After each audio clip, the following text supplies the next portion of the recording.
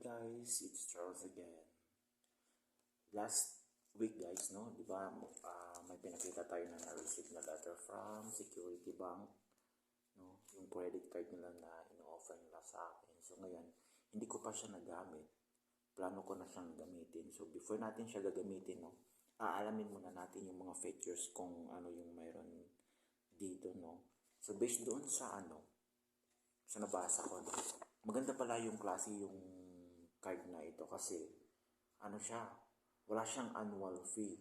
No annual fee forever. So, sa mga beginners dyan na kung plano nyo na magbe-build ng credit history or credit scoring, maganda itong card na to sa mga beginners kasi wala pala siyang annual fee. So, kahit gagamitin mo siya or sa hindi, wala kang responsibility na magbayad yearly kasi wala siyang annual fee forever. Isa yun sa features ng card. So, para sa akin, no, parang okay siya kasi beginner pa ako. So, okay na okay siya sa akin. So, ngayon, plano ko na siyang gamitin. So, ina-active ko na siya. So, active na siya, no? So, pwede mo na siyang magamit. Nag-text na ako doon sa hotline na yun. Tapos nag-reply na sila na pwede ko na siyang gamitin. So, yun. So, based doon sa sa binasa ko dito, no? Di ba yung sinabi ko sa inyo dati na yung credit limit niya is more than 200,000 pesos. So, it's around 5,000. Yan. 2,000 US dollars, something like that yung amount niya. Tapos yung cash advance limit niya is nasa mga 100. So, is 6 digit yung galante sila. Galante yung Security Bank na nagbigay sa akin na Speaking of galante, no, doon sa previous na vlog ko, nung na-receive natin yung card na to, may nagtanong sa akin, bakit daw yung credit card limit ko is 6 digit siya, hindi daw kagaya doon sa kanya na 5 digit lang, hindi siya umabot ng 100,000. Pwede ko siyang sagutin, no, kung bakit gano'n yung nangyari doon sa card. Siguro dahil sa kahit beginner ako, kahit mas malaki yung sa akin, kasi pareho kami ng card. Ganito din yung card daw niya. Pero yung offer sa kanya ng bank, 5 digit lang daw yung sa kanya. So it means na below 100,000 yun. So ngayon, siguro dahil sa kung yung based doon sa experience ko, no, kasi yung Pilipinas, may may credit bureau na siya, di ba? So, malalaman na nila kung may mga previous credit history ka na hindi mo nababayaran. Malalaman na ng bangko yun kung magkano or ano yung mga utang mo na hindi mo nababayaran. Kung nababayaran mo siya na pero hindi siya on time, alam nila yun. Kasi may shared information yung lahat ng mga banks. Kahit anong pangalan ng bank yan, makukuha nila yung information na yun kasi may credit bureau na yung Pilipinas na pwede nila ma-access yun. So, isa yun sa dahilan kung bakit ma-approve or ma-disapprove yung application mo or hindi ka ma-offera ng credit card kasi nga nakikita nila na may utang ka na hindi mo nababayaran. Ganun yun. So, in my case, siguro dahil ganun din yung ibinibigay na amount nila kasi nakikita nila yung information, credit history ko na wala akong outstanding balance, good payer ako, ganun. So, mas malaki yung in-offer nila na amount sa akin. Ganun yun. So, hindi ibig sabihin na may credit card ka, hindi tayo magkapareho ng credit limit kasi nga based doon sa shared information na nakukuha nila. Ganun yun. So, yun yung dahilan. Isa yung factor kung bakit nagmamatter yung credit limit, ganon. So, pero hindi naman ibig sabihin na maliit yung credit limit mo or malaki na sa paggamit yan. Dapat responsible ka kung paano mo siya gamitin yung credit card mo. So, ngayon, plano ko na siyang gamitin. Hindi ko pa talaga siya nagamit. No? Plano ko na siyang gamitin. So, I think I'm just lucky na nakakuha ko ng credit limit na ganun kasi kahit beginners ako, ganun yung amount na ibinibigay nila kasi ah nakikita nila na good payer ako.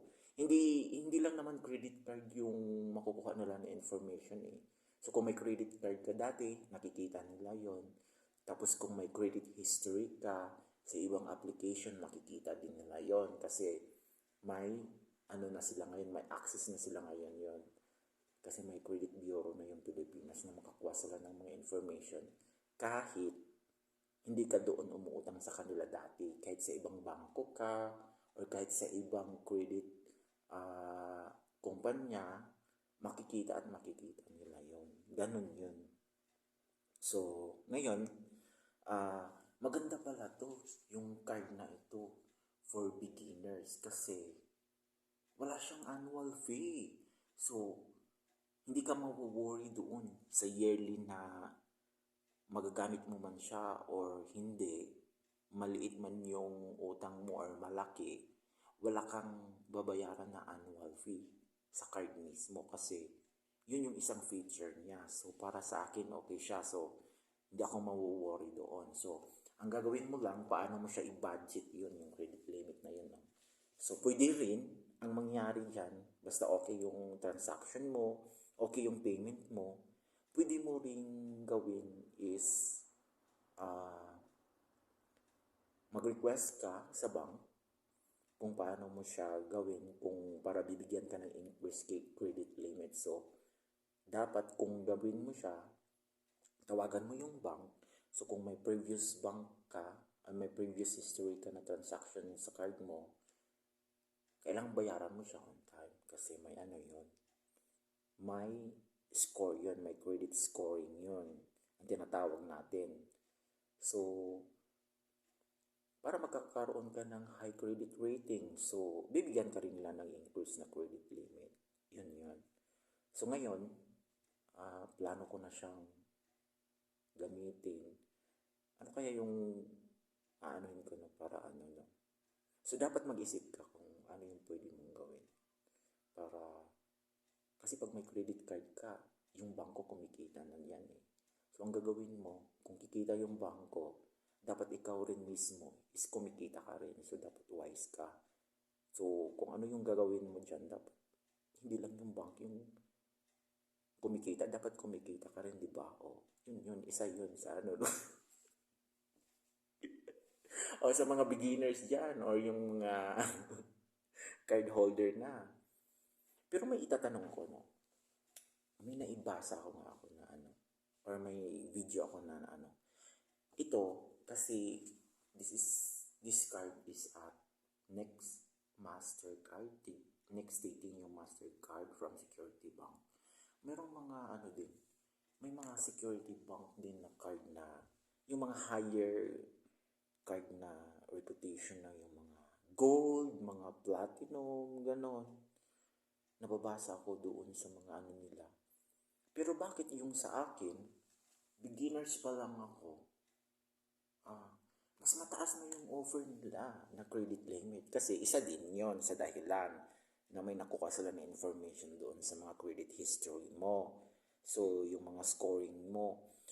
May naano nga ako na mataas yung card niya. 16 Security Bank pero hindi siya next hindi siya next dating yung card.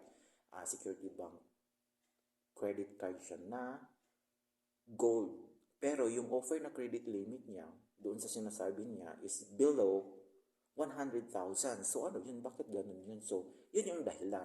So, kung kailangan na pag once na nag-apply ka, dapat may good credit history ka, may good credit scoring ka dati sa mga previous na credit transaction mo. Kasi makikita talaga nila yun. Kasi may credit bureau na tayo na makikita ng lahat ng banks, lahat ng mga financial institution na makikita nila yon.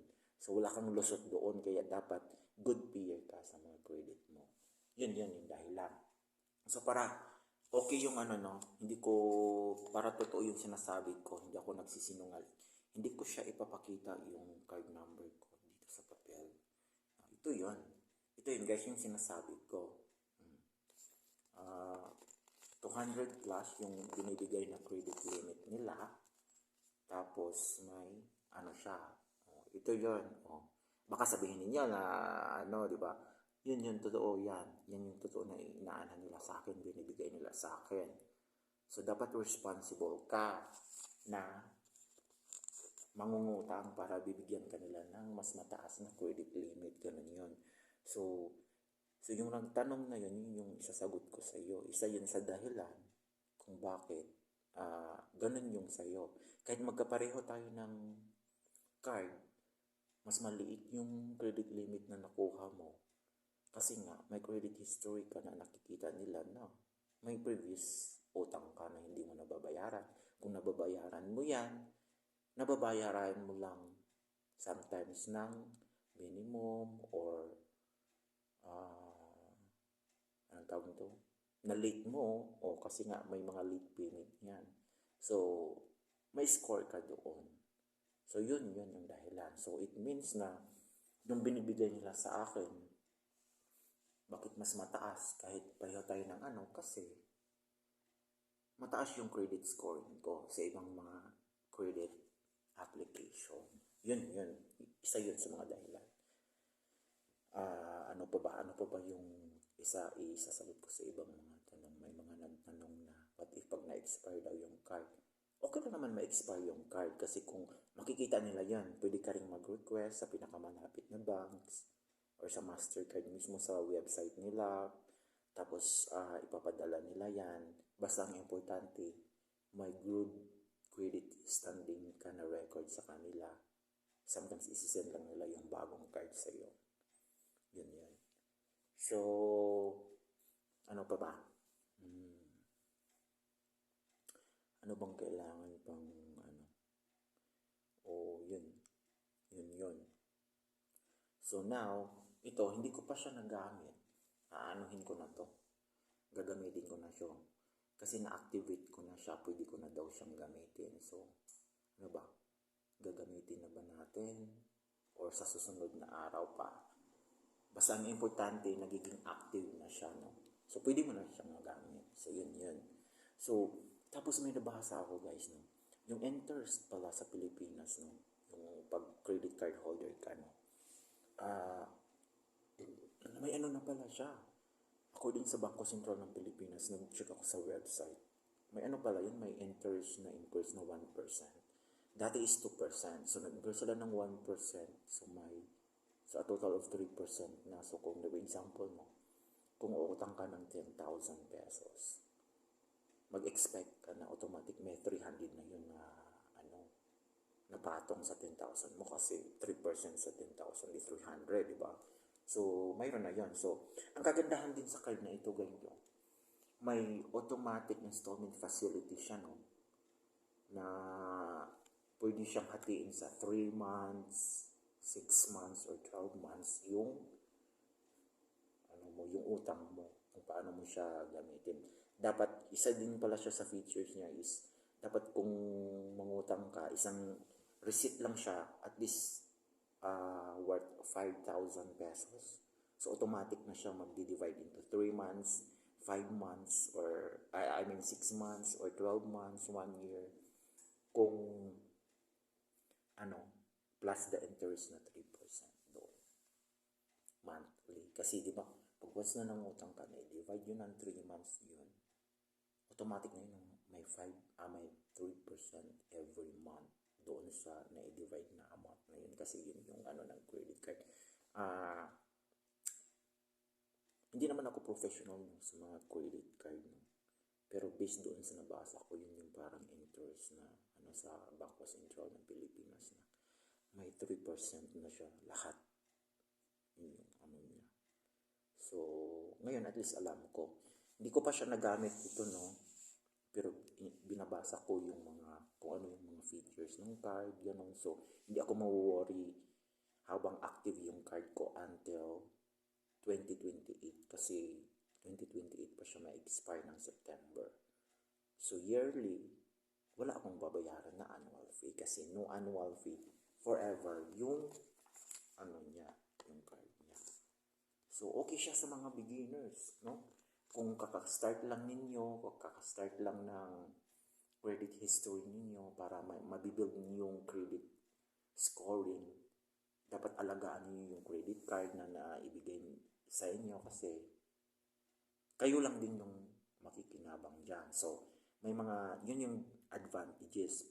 Pero yung disadvantages dyan, dapat responsible ka kasi pag hindi mo mababayaran on time, may mga late payment yan, fee, may mga, aside from late payment fee, may penalty pa yan. So, may mga fixed amount yan. Kahit piso lang yun yung kulang. Pag hindi mo siya mababayaran doon sa amount due niya, diba?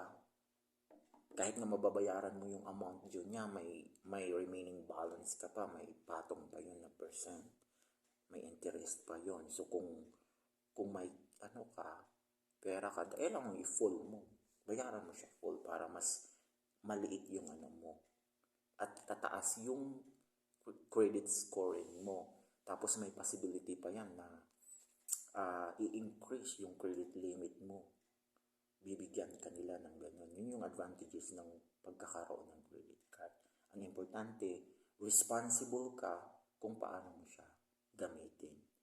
Dapat open yung isip mo, ano ba yung diskarte na gagawin mo para magiging okay yung lahat ng transaction na ginagamit mo sa credit card mo. Yun.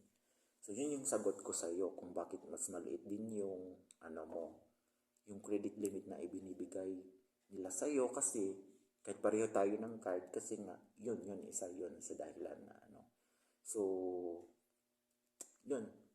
Kung sinong hindi pa nakasubscribe yan sa YouTube account ko, kahit ano pa yung mga content natin para makita nyo, mag-subscribe na kayo para malaman natin yung mga ngayon gagamitin ko na siya kasi na-active ko na siya.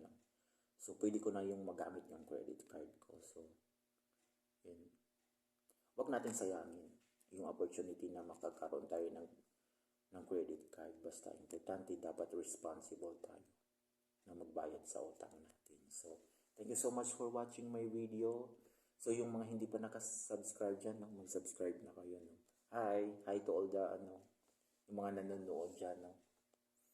So, thank you so much for watching my video. See you in the next vlog. Bye-bye!